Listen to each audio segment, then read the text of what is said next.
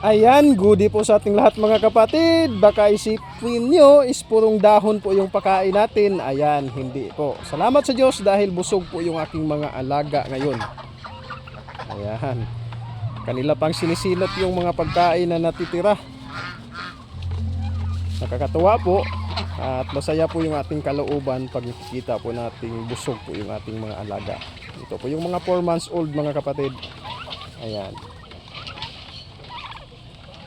Tapos yung iba dito is 3 months old na higit pa lang.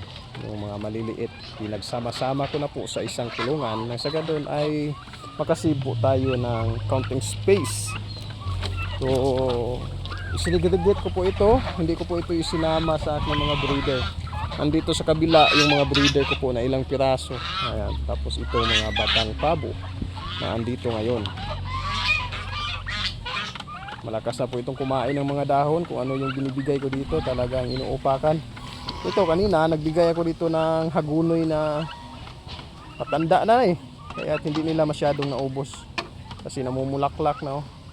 Yung gusto nila is yun pong bata pa, yung hindi pa po namumulaklak, yung malabong pa po yung dahon talaga. Gustong gusto nila yun kahit hagunoy. Talagang hindi nila yun pinapaligtas.